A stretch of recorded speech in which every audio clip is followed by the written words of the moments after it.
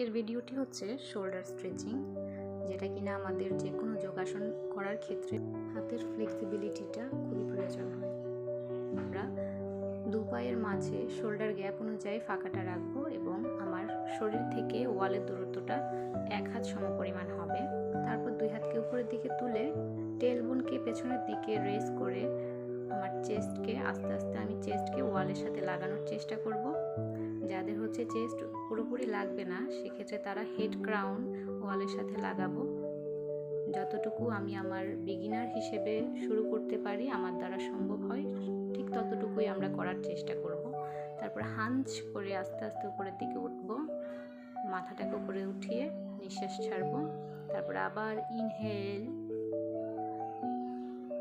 Exhale করতে করতে নিচের দিকে যাব, টেলবোন উপরের দিকে উঠিয়ে চেস্টকে ওয়ালের সাথে লাগানোর চেষ্টা করছি। আবার হাঞ্চ করতে করতে উপরের দিকে উঠব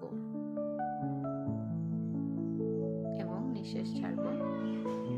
আবার নিঃশ্বাস নিয়ে টেলবোনটাকে উপরের দিকে তুলে ওয়ালের সাথে লাগানোর চেষ্টা করব চেস্ট। আমি আবারও বলছি, যাদের হচ্ছে চেস্ট পুরোপুরি লাগবে না, তারা হেড ক্রাউনটা লাগানোর চেষ্টা করব এবং হাঞ্চ করতে করতে ব্যাক হাঞ্চ করতে করতে উপরের দিকে মাথাটি তুলব। যাদের হচ্ছে যে ডিরেক্ট করতে সমস্যা, সেক্ষেত্রে তারা ব্লগ অথবা কোনো বই দ্বারাও করতে পারেন। সেক্ষেত্রে একই নিয়মে শোল্ডার গ্যাপ অনুযায়ী 2 পায়ের মাঝে ফাঁকা থাকবে এবং শরীর থেকে ওয়ালের দূরত্ব 1 হাত সমপরিমাণ হবে। তারপর টেলবোন উপরের দিকে তুলে ওয়ালের সাথে চেস্টকে লাগানোর চেষ্টা করব এবং হাঞ্চ ব্যাক করতে করতে উপরের দিকে মাথা তুলব। আবার টেলবোন উপরের দিকে উঠিয়ে চেস্টকে ওয়ালের সাথে লাগানোর চেষ্টা করব। আবার ব্যাক করব, হাঞ্চ ব্যাক করে উপরের দিকে উঠব। বাসায় সবাই প্র্যাকটিস করবেন, আর এটা থেকে কী বেনিফিট পান অবশ্যই আমাকে জানাবেন। তবে রেগুলার প্র্যাকটিস করতে হবে।